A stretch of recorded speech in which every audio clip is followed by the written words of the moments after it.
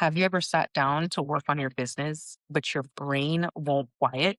You're thinking about laundry, your child's next meal, their nap schedule, whether or not you responded to that last message, right? Or whether the idea you had will even work.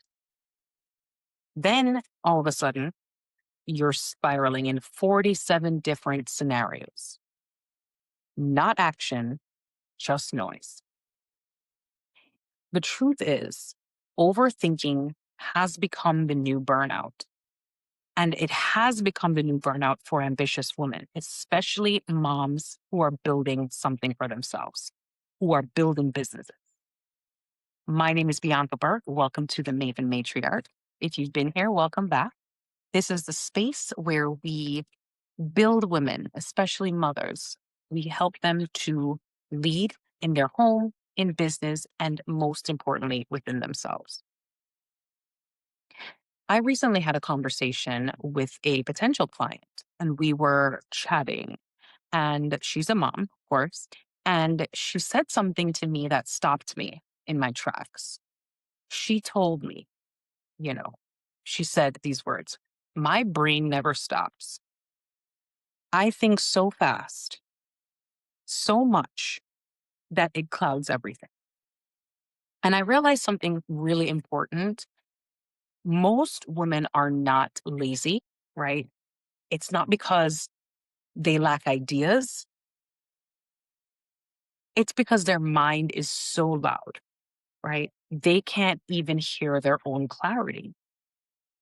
She's not the first mom to mention that. And so I've seen this pattern over and over again. I myself am an overthinker, right? I tend to be. And why overthinking, as I said, is a new burnout is because in this day and age, mothers already, we know, have that cognitive load, right? Entrepreneurs have constant decisions that they have to make, right? And that load can be daunting. So when you combine the two, mental chaos. We talk about burnout like it's exhaustion, okay? And that it looks that way. But a lot of times, this modern version of burnout that we're talking about isn't always and doesn't always appear in the physical. You have a well put together woman, you know, full face beat, hair done, nails done, put together, right? On point, on time. And she doesn't miss a beat, but she's burnt out. Okay. It's the mental noise, right? And it doesn't always show, it's not always prevalent to everyone, but it's there. It's your brain running meetings all day long with problems that don't even exist yet because we are taught or we naturally, as moms, anticipate, right? And I want to tie fear into this because that is where the overthinking comes from. I'm reading or rereading for the second time the Motivation Manifesto by Brendan Burchard. And it talks about the cost of fear, right? And it talks a lot about that. Fear convinces us to live smaller, okay? It convinces us to hesitate. It convinces us to keep analyzing, right? Instead of acting. And the truth is that and this is something that most people don't say out loud, but fear is not real, right? It is a projection of something that has not happened, right? And so this overthinking is exactly that. When the fear becomes constant in your life, your ambitions tend to become smaller. And we don't want that. So for me, I battled with this fear, with this overthinking, right? Starting a business as a mother was difficult for me to even contemplate doing because I knew motherhood was going to take a lot out of me and require a lot out of me. but I could not help but answer the call to also pursue something bigger, pursue something that if I didn't, it would not be me, right? So I know I wanted to start a podcast. I know I wanted to start, becoming more visible, let's say. And through my transition, right, I decided that I was going to record content between, during nap times and the wee hours of the morning, right? Because I am a mother first. So even with all of that and planning and figuring out, I still question if it was going to work for me, right? Will this work? Am I doing too much? I also began spiraling about judgment, spiraling about failure, right? I had that fear of failure. And I also was spiraling about success. And that's a big one that people don't often talk about is that fear of success, right? Because when you do succeed or when you do reach that point, you fear that you are even going to be able to live up to all of the expectations. Are you going to be able to step into that? Right? Am I capable of holding that success? Right. So that was a big one for me. And there were days where I sat there, right, with my phone and, I was ready to record a video. I had very short time to do it. So I knew I had to make a decision, right? But I would overthink it to death. Okay. Who will watch this? What if people judge me? What if I sound stupid? Right? These are real. And suddenly that video didn't get recorded. But the moment things changed for me, when they began changing was when I stopped trying to solve everything from my current identity. And that is where the pivot happened, right? I began realizing that I needed to make decisions and moves from the identity of my higher self, from the highest version. And that's where the change happened. As a founder, I currently use something I call the CEO decision filter. And it's just a fancy way of saying I make decisions from the identity of a CEO, right? And it it sounds a little more complicated than it is. Really, it's just a tactical system. So when your brain is loud, you need a decision filter. Okay. As an entrepreneur, you ask yourself, what would the founder version of me do? Simple as that, right? What would the CEO do in this situation? For example, in my case, overthinking making a video. The CEO response would be just post it, post it. Data over the drama, just post it. If I'm overthinking a business idea, right? Something I want to implement, okay? What would the CEO response be? It would be to test it, right? That's what a CEO would say. Test it. If it works, great. If it doesn't, pivot, keep moving, right? Entrepreneurs don't wait for certainty, right? They test and more importantly, they move.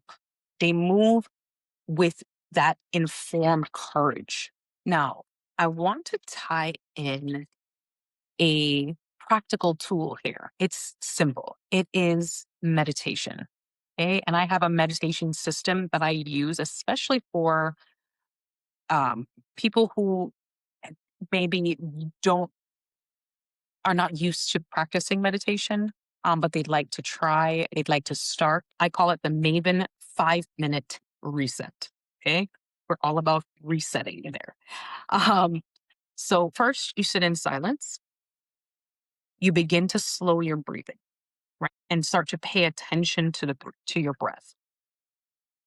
Now, you may or may not close your eyes. You can if you want to, especially I recommend it because it kind of takes out the distractions around you. And then you observe. You're going to sit and you're going to observe. You're going to have thoughts. You observe your thoughts, but you don't react to them. You don't run with them, right? You observe them. Oh, okay, and move along. And that move along, you come back to your breath, right? Return to your breath as you see those thoughts. And if you feel called to, right? And this is a beautiful part about this. If you feel called to, ask a at least one powerful question. For example, you may ask, what is my next aligned action? Right? You don't need perfect clarity. Okay. You just need that next step. Okay. Now, meditation, as I said, does not remove thoughts. They are there, they will come and they will go. It just creates space, much needed space between you and them. And with practice, with time, you will see that the noise begins to quiet. When you find yourself overthinking, you will be able to create that space between you and your thoughts, right? And then your decisions, you will take or leave what you don't want. And it'll become easier and easier and easier. Now, if you are a stay-at-home mom and they're trying to build something, right? You are already doing something incredibly hard. Okay. You are raising a human while you're raising an idea. Okay. You are not just a mom starting a business, you are a founder in the making, right? And so, with that, I want to say, you know, being a mother is a beautiful thing. Being an entrepreneur is a beautiful thing.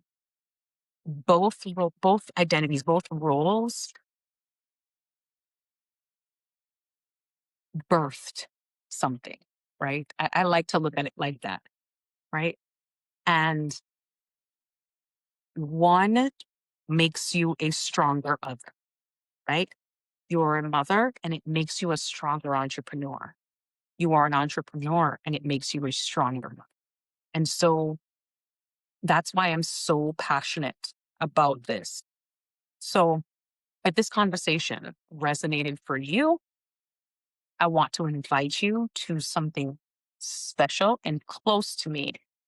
Right now, I'm opening up my pilot cohort. It's a 12-week program. I work with stay at home moms who feel called to build something meaningful to them, right? And we focus on identity work through identity strategy, founder mindset, and building that and actually launching your business because we want the proof. We want to take action. We want to make those moves, right? Transformations don't start with just the business plan, though, right? It starts with who you become. Now, I want to leave you with something practical. This is an identity prompt. I want to ask you to challenge yourself to write down three things. First, who am I right now?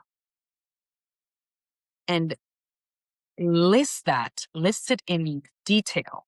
Go from physical to emotional to mental to values to everything. Okay. Two, who am I becoming? Now, the word becoming, just a little side note here. You are already this person. You are already her. And they say becoming her, you are already her. It's what I mean by becoming is who are you stepping into, right? Who who are you operating from? So write that down. Who is the highest version of you? right? Same thing from the physical all the way to the emotional, to the mental, to the values, to everything. Okay. Thirdly, what would that woman do today? What kind of things would she do? Think about the things that you do in your daily life. How would she approach them?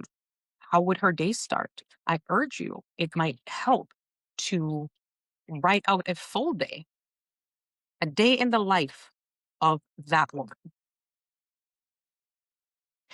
If you want to stop overthinking and start building the life that you're meant to lead, I would urge you to visit the link in the description. Apply to join the pilot cohort, right? Let's start with a conversation, right? And we'll see if it's the right fit for you.